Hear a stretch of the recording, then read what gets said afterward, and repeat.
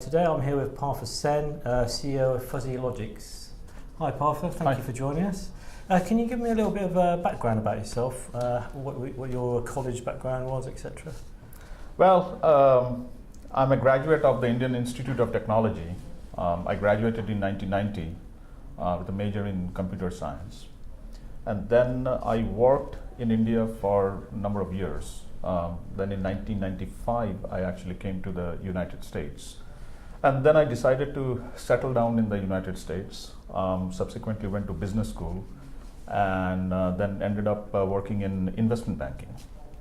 So I worked in investment banking, Bank of America, till 2007. And then in 2007, I decided to leave and start Fuzzy Logix. So that's sort of a summary of the journey since college. So what attracted you to moving more into the information technology side of things and out of the financial institutes? Well, financial institutions are basically information technology companies, if you think about it. I mean, NASDAQ, for example, or the London Stock Exchange, I think those are information technology companies that happen to be in the business of exchanges.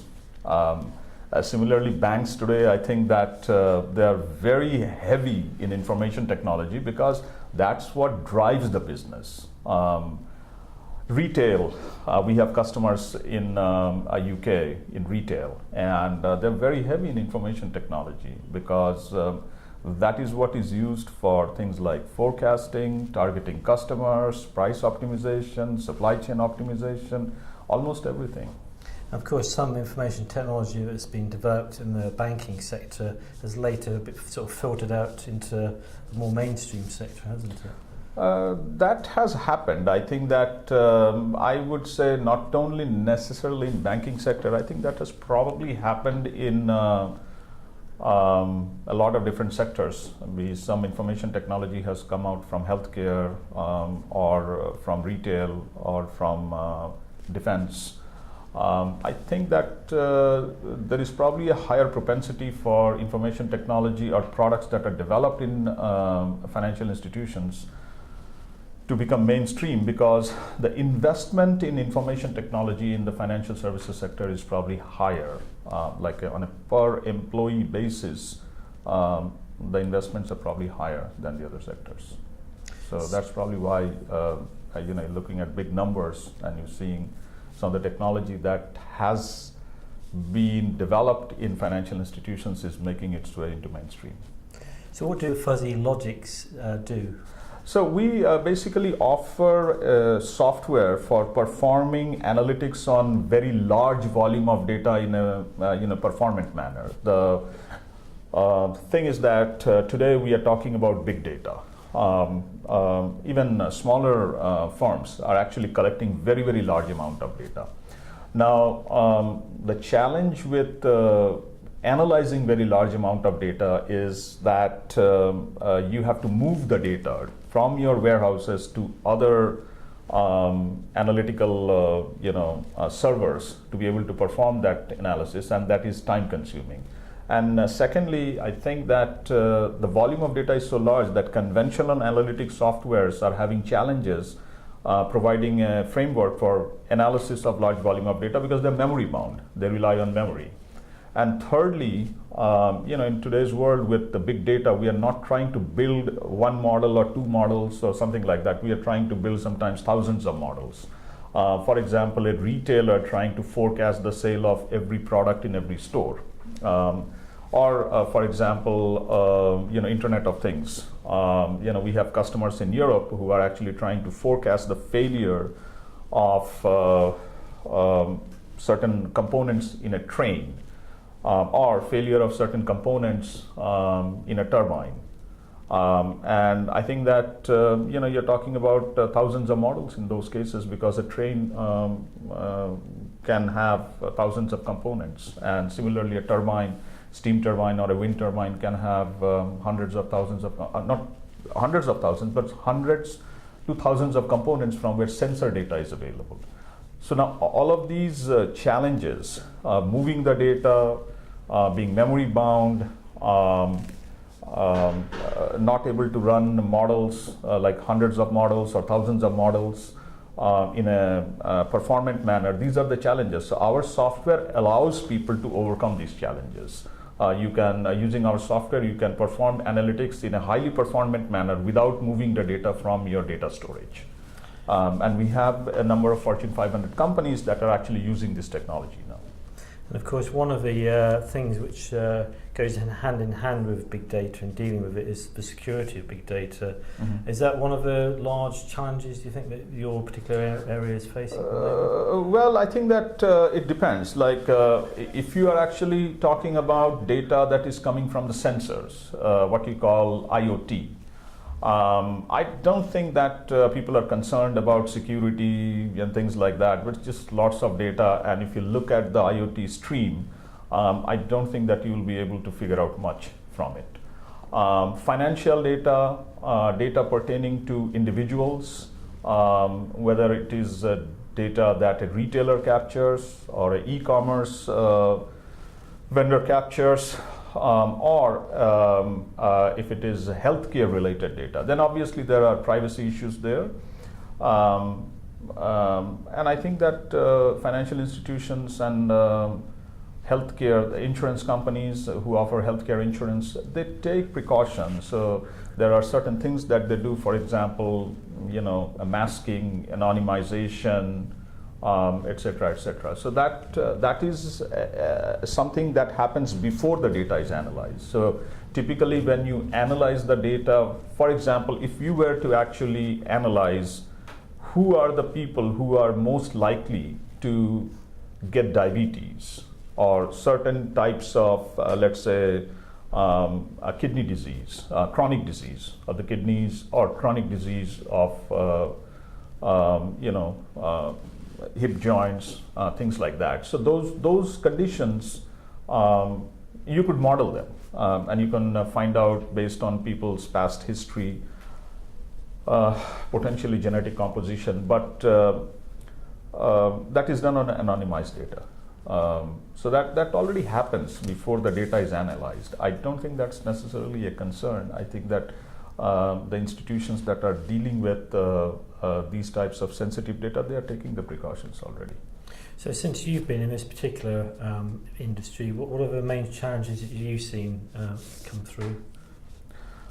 There are challenges on the input side as well as on the output side. The input side, I think that one of the major challenges with big data is availability of resources.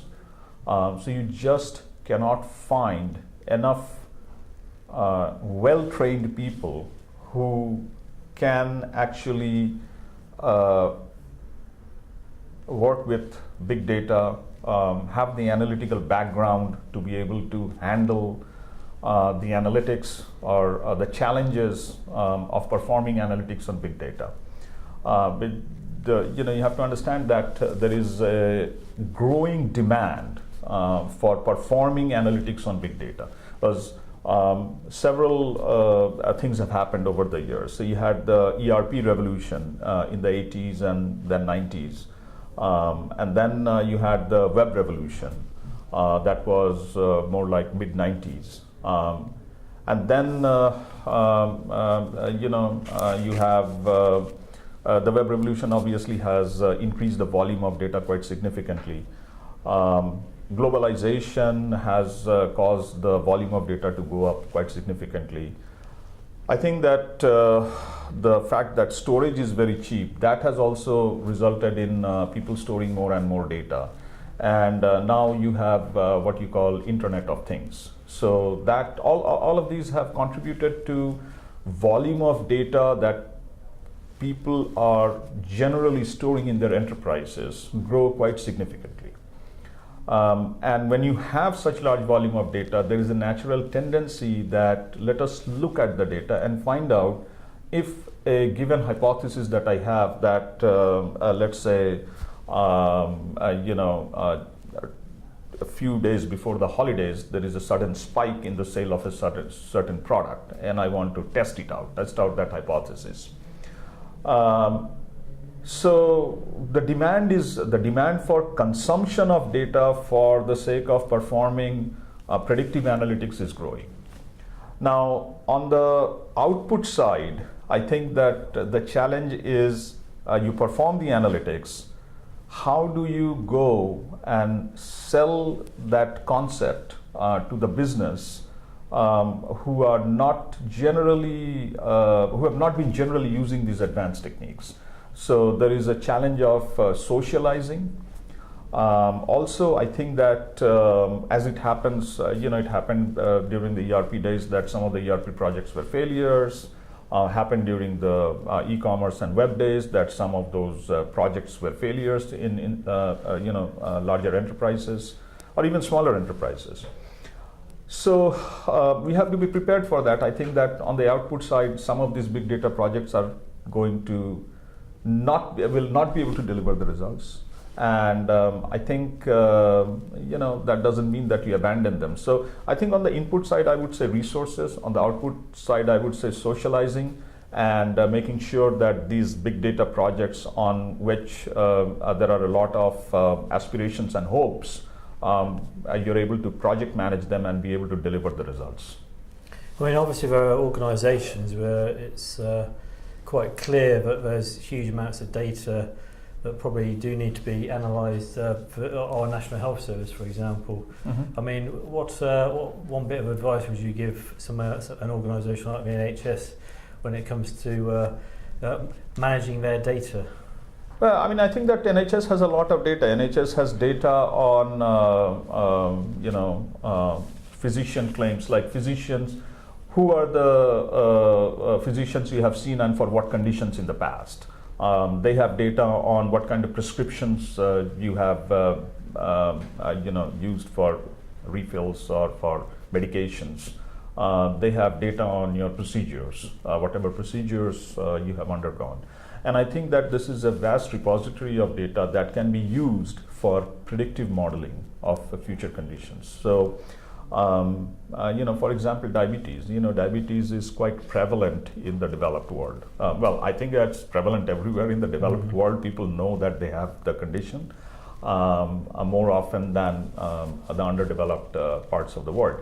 So, diabetes is or pre-diabetes, where people actually are migrating towards diabetes. So if you can do predictive modeling of that, and then you can through some sort of a program, institute some sort of